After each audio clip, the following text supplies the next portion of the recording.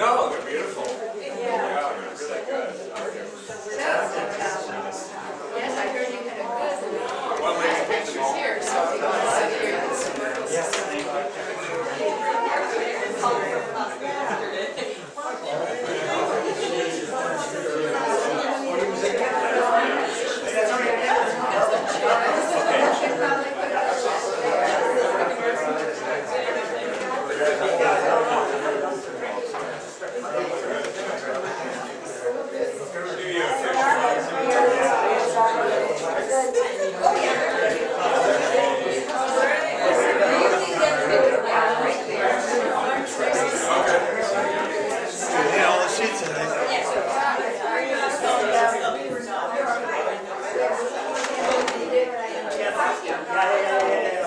Easier said than done.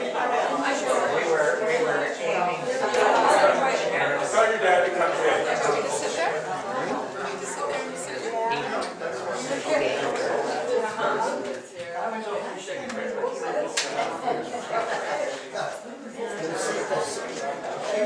Just sit there and sit. This is why his mother was sister to their father. Grow up. Hello.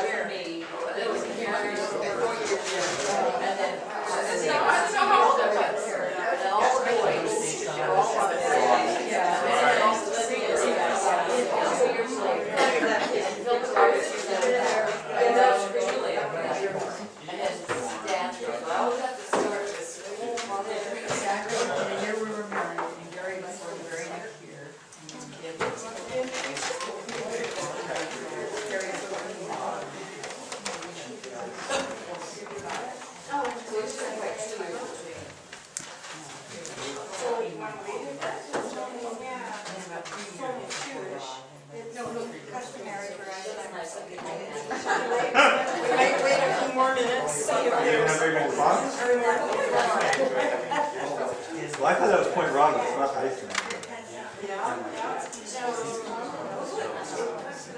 There's some seats here too, if you wish.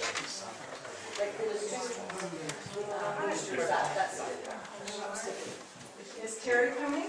Yeah. And somebody should sit up here in the front there. Yeah. Latecomers get best seats. Okay. best seat for you here, Jerry. I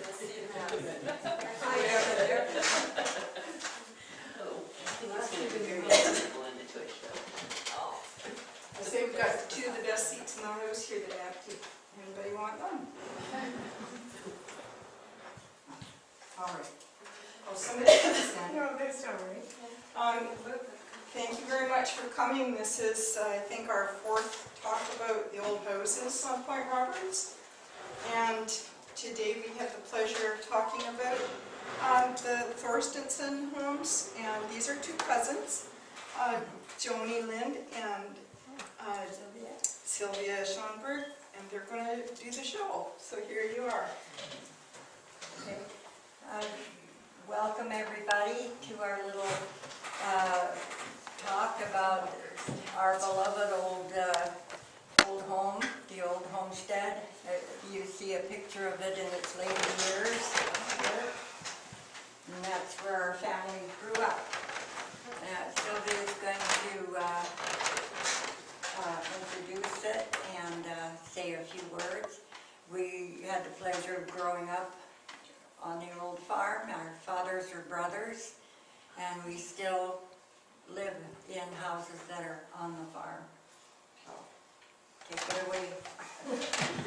Take it away. I just wanted to tell you a little bit about the people that lived in this house and where they came from and why they came. And so I brought a picture of the house I lived in Iceland, and they were foster children on this farm. My grandfather and grandmother, Helgi and Dagmar Thorstenson. We have some of their grandchildren here with us too, which is very special. We're having a family reunion this weekend. So welcome to our family and all of you. But you can see that their lives, how hard their lives really were when they lived in Iceland, because they had no future there. There was no chance that they'd ever be able to own their own land. If you weren't born and able to inherit the land, you could never own land. And they could not marry until they owned land. And so they felt that they'd like to, they were brave enough to take the trip to America looking for a better life. They were engaged at the time that they left Iceland, but they couldn't marry until they went to Victoria. And our grandparents came across Canada on the first train that came all the way to Vancouver, one of the first. And then they took a boat to Victoria because the only people they knew in America lived in Victoria. Their name was Myrtle. It had been Sigurdsson, and they changed it to Myrtle. And some of you know John Myrtle here on Point Roberts. He's a grandson or a nephew of these people. But they were living in Victoria, and they wrote to Iceland, knowing that our grandparents were wanting to come to America. They said, come straight to Victoria, don't stop in Gimli, don't stop in North Dakota, don't stop in Vancouver, just come to Victoria. So they did settle there, and they built a home and had a fairly nice life for a few years there. It was hard to find work, and they always had a dream of owning land of their own where they could farm like we had done in Iceland. So they heard of the fact that there was land on Point Roberts, even though it was a military preserve, and that someday they might turn it over to the homesteaders. So they came to Point Roberts along with the Myrtles and along with Polly's grandparents. They were foster brothers. Polly's grandfather and my grandfather were both foster brothers at this farm. And they came to Victoria together, and then they came to Point Roberts together, and they shared an 80-acre homestead right here. These two pieces, but they eventually divided it north and south. So Polly's family still lives on side of the homestead. But it took 10 years before they actually had the deed to their land. 10 years of clearing land and building buildings and planting gardens and surviving off the land and the fish that they could catch. And never knowing for sure that they were going to own their property, because there were rumors that when it wasn't a military preserve anymore, they might turn it over the homesteaders, but that they might have to buy the land. And they had no money to buy the land. So it was a great time of rejoicing when they found out that they were able to keep their land. And that was after they had requested that someone come out from Washington, D.C. and see what they had accomplished. Then they went back and the president made the decision to let them, President Theodore Roosevelt made the decision that they could keep the land. What year was that? And that was, yeah, 1908, and they came in 1894. And my grandparents and Polly's grandparents bought what they call squatters' rights here on Point Roberts, and it consisted of this acreage and an old log, 1 or 2 room log house.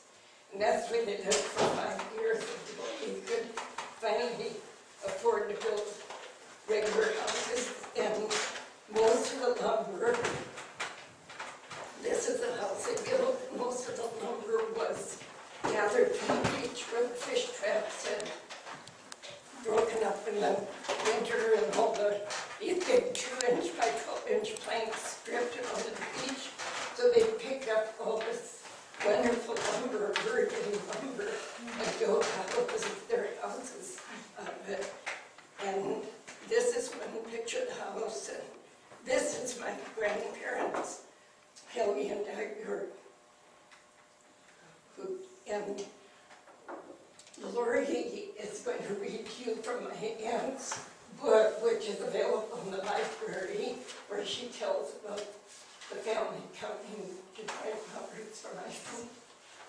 And a lot in the book, or the beginning part, is the diary of Mom's grandmother coming from Iceland and the trip across. But I'll just start when they're building this house, which was in 1899.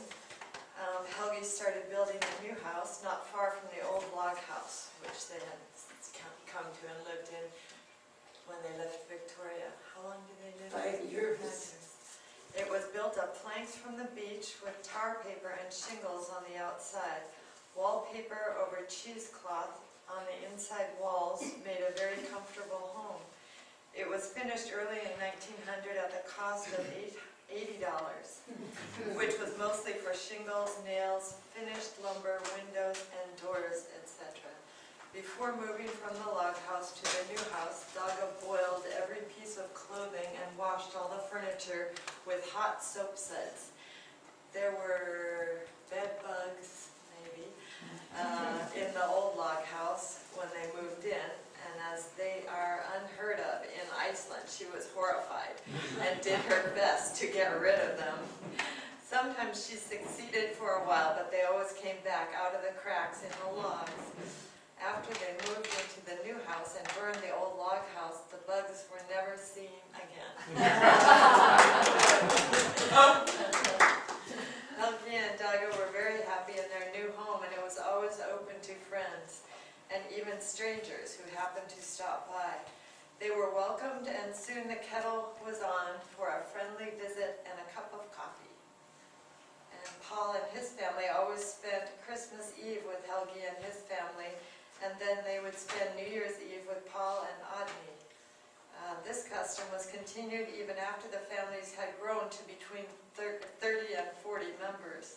The friendship that began as children in Vik lasted as long as they lived.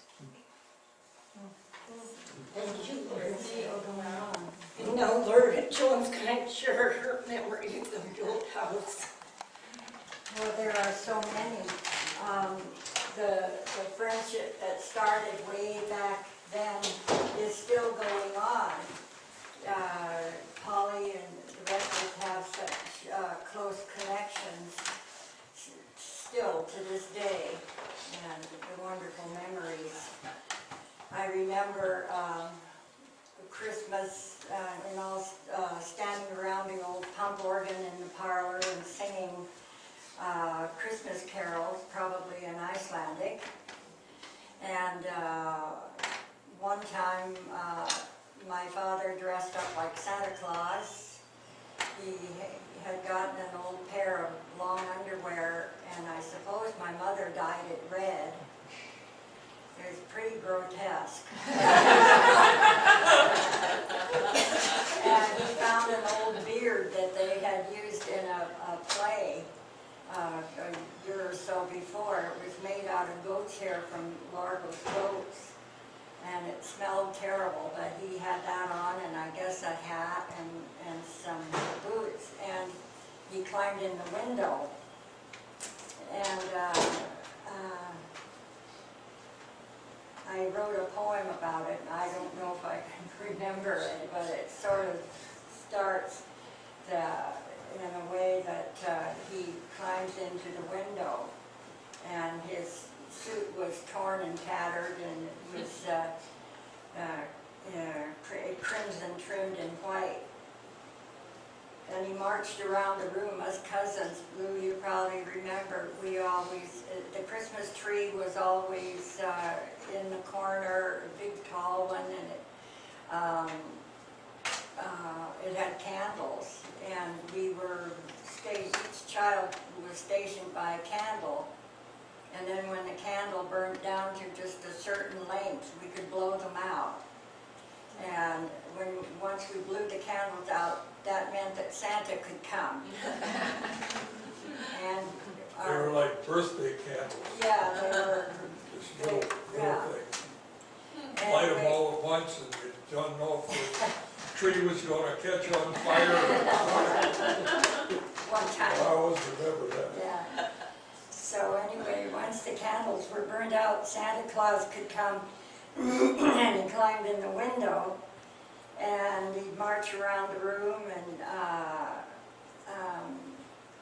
oh, I wish I had brought the poem, but anyway, it didn't take me very long to figure out who he was. It was written like that.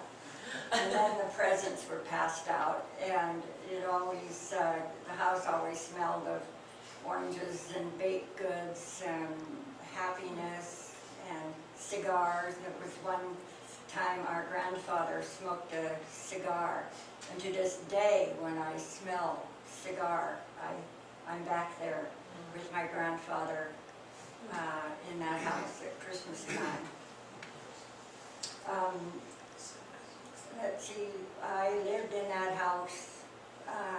My mother was ill when I was very young, about 2, and so Icelandic was my first language.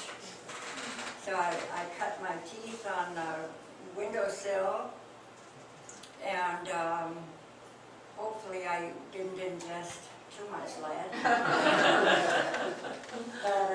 The memories of that are still very strong in my heart too. Let's see, as our grandparents grew older, I'm skipping now to when everyone was grown and gone. Groa, who is Lou's mother, she was the oldest. She married and moved to Seattle because my uncle was a pastor in White Center for many years, so she was gone, moved away. Runa married Ben of Ben's Store. Many of you remember Ben's Store. We should show the picture Okay. she's talking about. This was Grova and Runa, and then my dad and Jones, yeah, and Elsa, the youngest. So Runa married Ben, and they had Ben's Store. Logie, who is Sylvia's dad, and Jonas, they married rather late. They kind of enjoyed being taken care of by their mother. I think Logie was 30 and 35. yeah, and Jonas was, my dad was 28. Until then, they lived at home. And Elsa, the youngest, grew up. She went to school and became a teacher and came back and taught school here for a while. And then she wanted to get more education. She went to University of Washington and got a degree in ocean biology. And that still wasn't enough, so she went on into nursing school. And it was easy for her to get a degree there because she was bilingual. She had another language. She didn't have to bother with learning a second language. She already had the Icelandic. So she was gone.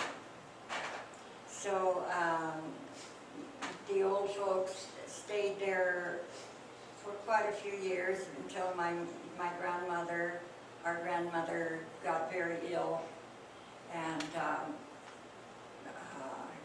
went to the hospital where she passed. And Lou's parents were there with her when she died, and I'll never forget that day. My mother and I were staying with my grandfather, and I think that was the first time the closest in our family that we had anybody pass away. It was an unbelievable time for us. And so then our grandfather went and stayed with our aunt and uncle down at Ben's store. And their house is still there, the greenhouse up at the end of Gulf Road. As you come to the stop sign, it's straight ahead. Ben's store used to be where the USA gas station is. So this is a good time to read the poem you wrote about the house being abandoned. Yeah, I'm coming to that. So when our grandfather went to stay with our aunt, and the old house then stood empty, Sylvia's mom tried her best to keep it up and rented it to summer people, and they just loved it. But soon it became an overwhelming thing. As we all know, an old house is like an old ship. It needs to be kept up or it'll sink. And that's about what happened to the old house.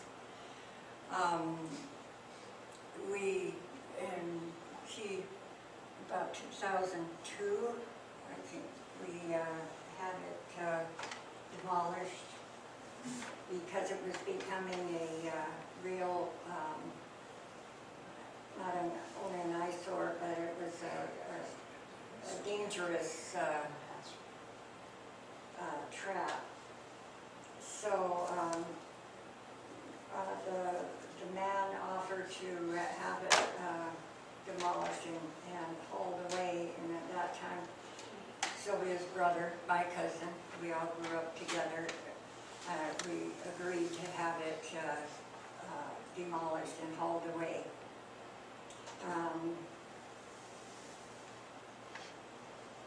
I watched it being demolished and loaded onto the huge double dump truck, and I kept pictures of it. If you want to explore the little album there later. And I ran up to my house and took a picture of it going down the road. They took it to a landfill in Whatcom County.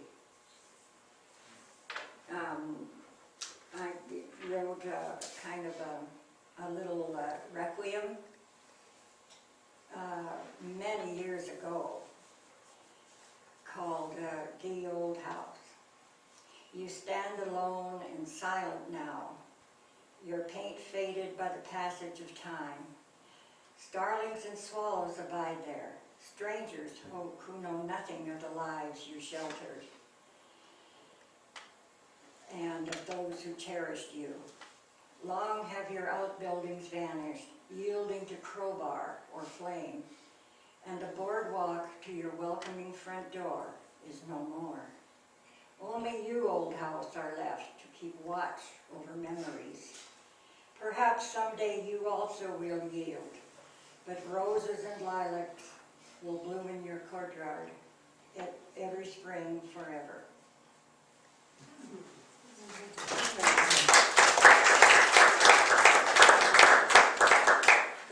Going through some old diaries and things, I found this poem that my cousin Lenny, who was Lou's oldest brother, wrote in 1937 about Point Roberts. It is wonderful to have a place where you can go, where you want to get away from the city and all its busyness. A place where everyone is your friend and is glad to see you. A place where one is free to wander through fields,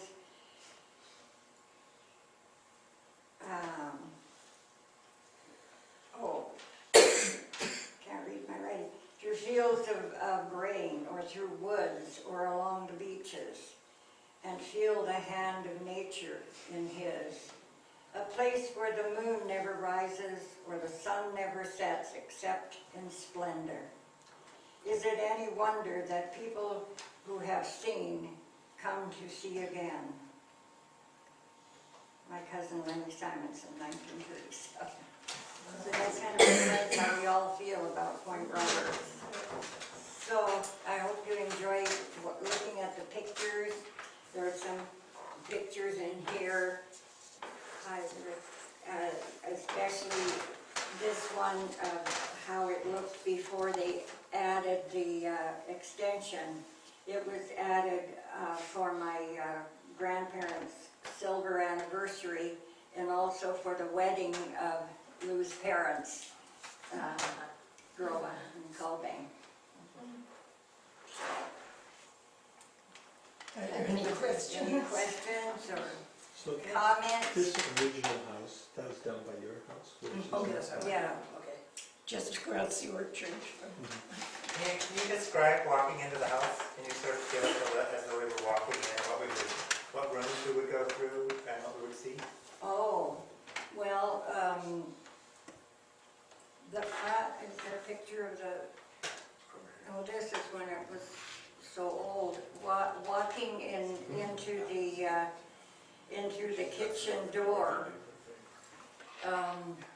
it had a special smell, you know, like coffee. Oh, there was always coffee, and I see my grandmother standing at the sink. She wasn't very tall, and she seemed like she was always standing at the sink. I can remember her blue felt slippers. I can remember the varicose veins. She was only 78 when she passed, but that's a memory that I have. But you was asking about the rooms. The rooms looked like when we were young, or Yeah. yeah, and that was the kitchen. The parlor had a dining room table and the old clock on the shelf, and the heater with the mica glass front that they, and another living room, 2 bedrooms off of that. One was my grandparents' bedroom, the other was what they called the girls' bedroom, and that's where we slept when we got to sleep over there. And then we added the parlor, and that's where the old pump organ is. Sylvia still has that pump organ where we used to gather around and sing at Christmas time. And who would play? Probably Polly's aunt. I think maybe Sarah, Or Paul himself. Paul himself, yeah, Polly's grandfather was quite a musician. He was our original choir director. Let's see, the kitchen was pretty big. It had a day bed in it, and hanging on the wall was a big map of Iceland. And to me, as a little girl, it looked like a sheep. and it was always spoken about so reverently that I thought it must be somewhere in heaven. It's Iceland. Way up there. Yeah, another painting that. Though there's a painting of cows that used to hang on the other wall in the parlor. These are two trees that my uncle and my dad named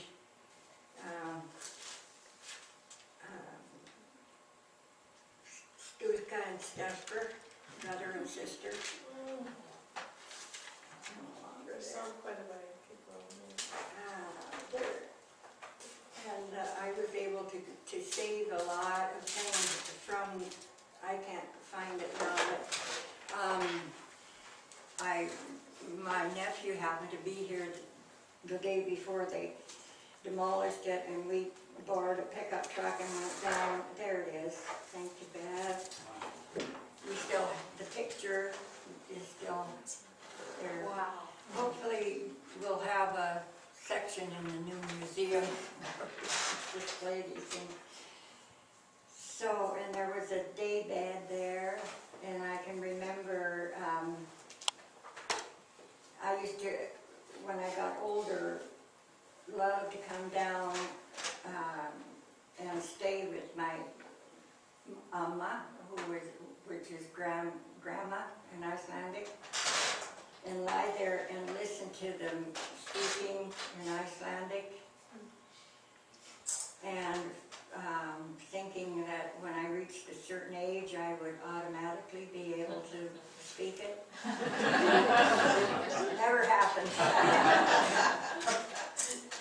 One of the memories I have was when we were like 3 or 4 or 5, we'd go over to visit our grandparents, and there was a wine estate troll in the living room, and we had our favorite record was Barnacle Bill. And the other side was Take Your Girlie to the Movies. We didn't know how to read, so we have to run to our grandmother all the time to tell us which one, because we wanted Barnacle Bill, of course.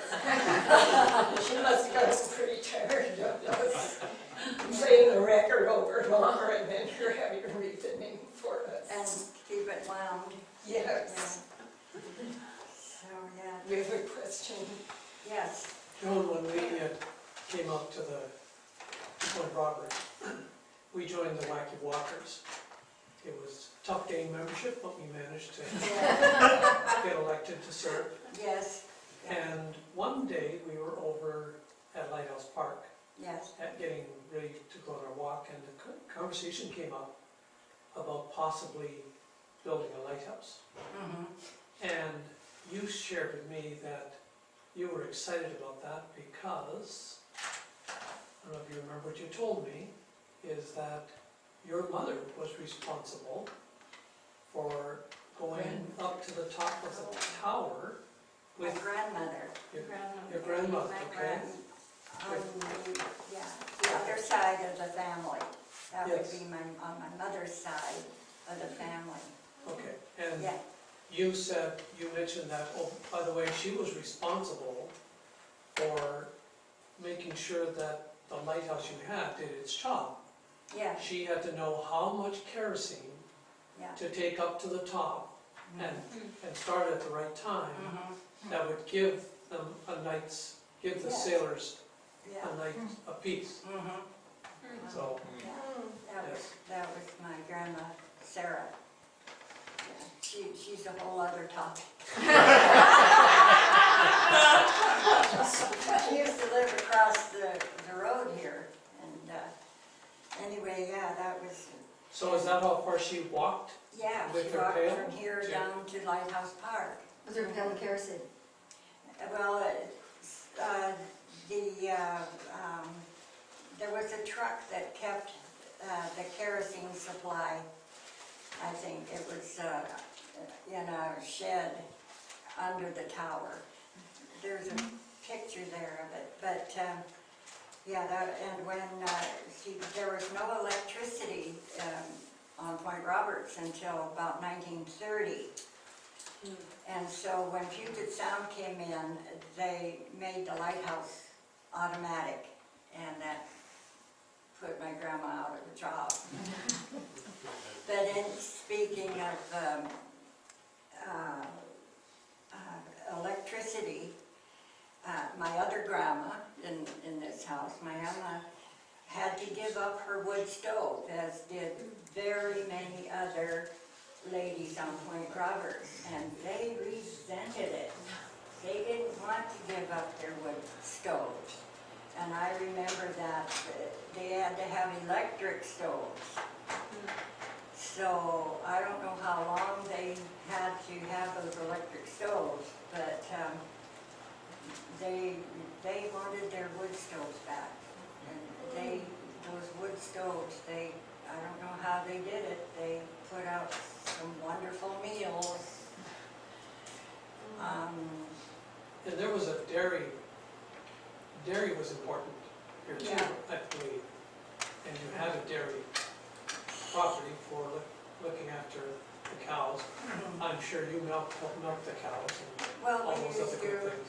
yeah, But- but by the time we got old enough to do that, Sylvia's father had taken over the dairy part and installed electric milking machines. He was very Lots of modern, technology. very modern, yeah. Wow. Yes. He raised prize Guernseys, Oh, and yeah, they always had a high cream content.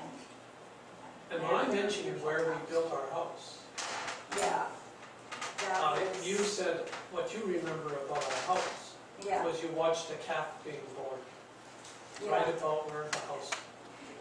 Yeah, Sylvia's dad eventually bought all that area and raised Black Angus after he gave up the dairy business.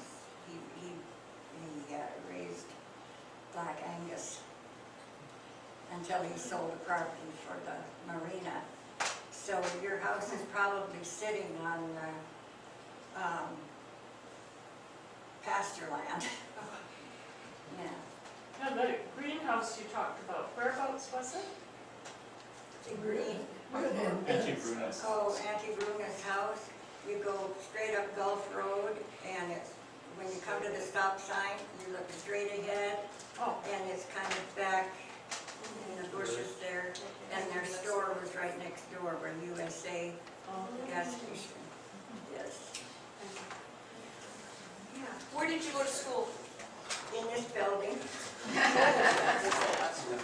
And till grade 6, and then we went to Blaine on the bus. The kids are still doing that to this day.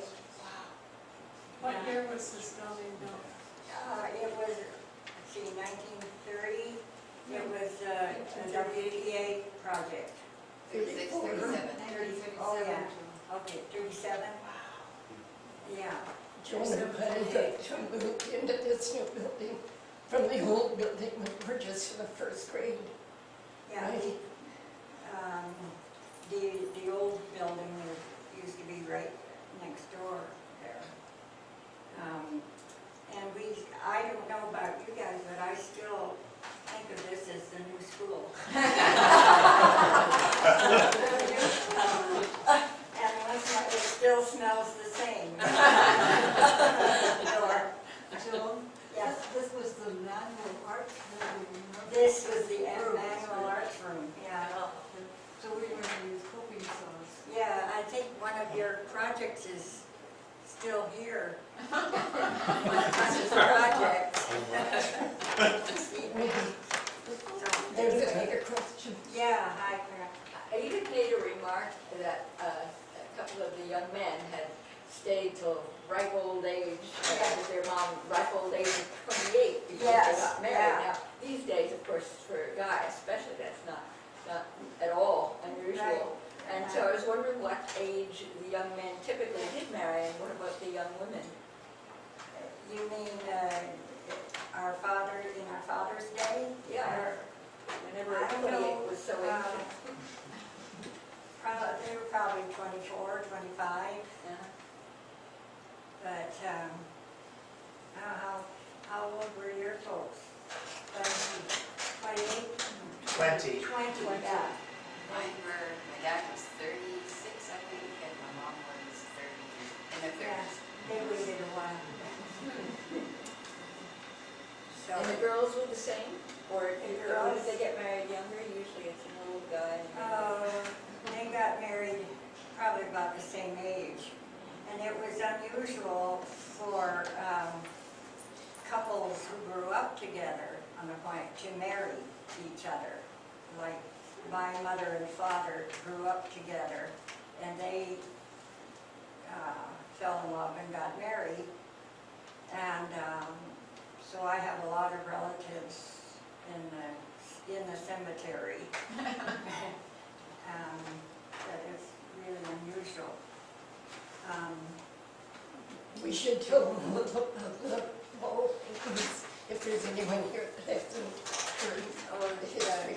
The history of the old houses. The ladies that made them. Yeah. Judy Ross, she would take pictures of the old houses, for instance, the old Largo house, which is no more. Thankfully, she memorialized it and made tapestries from photos that she took. A lot of the old houses are gone now. These were the abandoned houses she got. Yeah. And each one of these took her about 2 months to make, she said, and she donated them all to the Historical Society. She could have sold them for thousands of dollars. Yeah. So we really treasured them. They are a treasure. Yeah. Sylvia, the house that you live in now, what year was that built? 1931. Okay. The same age as my house.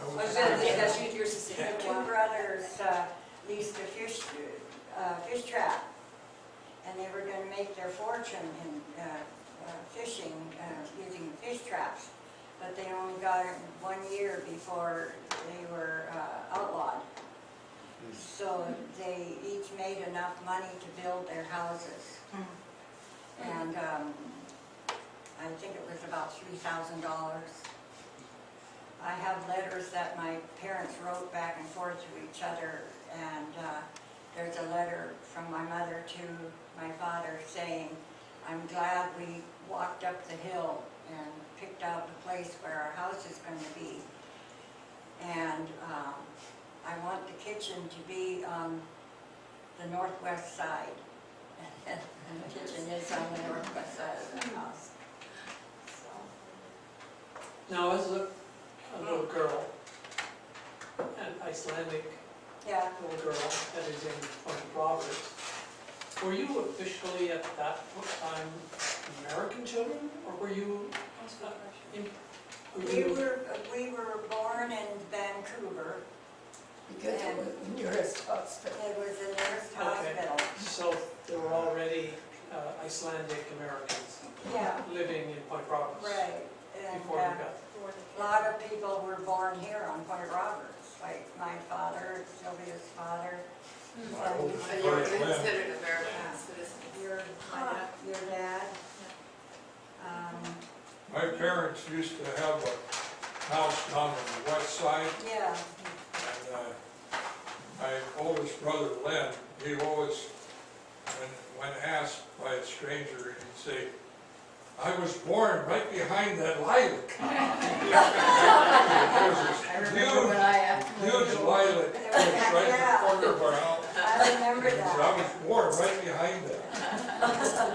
That area has a lot of history now, Yeah. and our aunt's little cabin is still down there.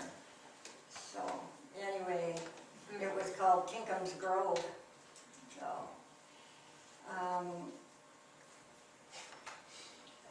any more questions? You're welcome to look at the album. Thank you very much, Well, Jerry. there's one more. One more. We're sailors, and we've sailed around the top of Vancouver Island with Yeah. friends. And they were sharing with us some of the history that they knew about as we're going around the top end of Cape Scott. Oh. And he was sharing with us that there were Icelandic families trying to settle in northern Vancouver Island. And they found that while they were trying to figure out how they could make, because it was rough weather up there and near the ocean storms and what have you, is that somebody shared with them, I know you're uncomfortable here, but have you thought of perhaps going to Point Roberts? Or whatever it was called then. Yeah. And that's there are even some here that have Point some Roberts. history of families that came from northern Vancouver Island to Point Roberts. I never heard of that. They came to Victoria. They spent like a lot of time in Victoria. We did meet a fellow from up the island whose grandparents emigrated to Brazil. There were quite a few Icelanders that went to Brazil. Oh, that fits. Coffee, right?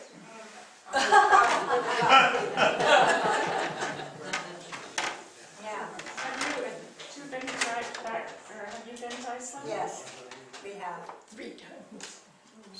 Yeah, and I've only been twice. The first time we were all together, Yeah, with my the sister. first time. Joan, when you and Silver were children, what was the population here? Oh gosh, about the same as it is now. No, I think there was only less than 500 people. What do you think, Bunny and Polly? You have the census. Census, Maybe 100 people? I think 1940 is, I think there are 400 people officially listed in the census. Really? Don't quote me though, I have to go back and look at that. 400. In 1930, I think there might be 300. But it stayed pretty stable in terms of the 1900, 1910, 1920 census. It only takes up 4 pages of the census record. And now it's about 1,000 or more. What is 12 or 1,300, I think now, for Yeah. voting full time. It always increases in the summer when the Canadians come. Canadians like Daryl and Dorothy. Glad to see you guys. Thank you. Good to be here. And everybody, feel free to look at the pictures up close if you'd like. Well, thanks very much for your presentation. That was wonderful.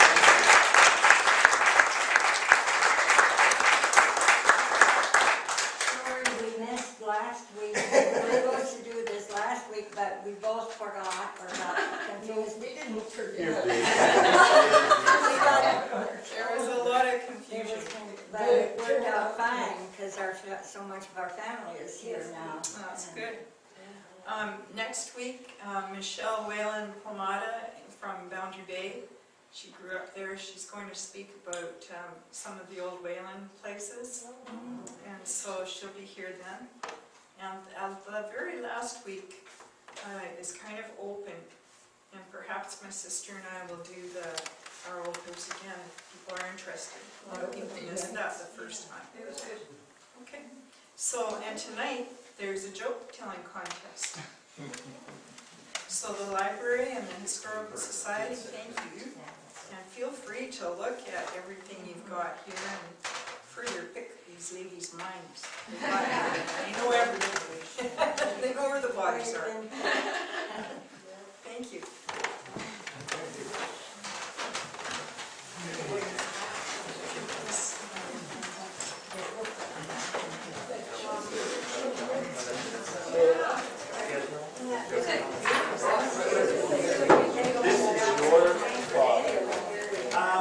turn it over.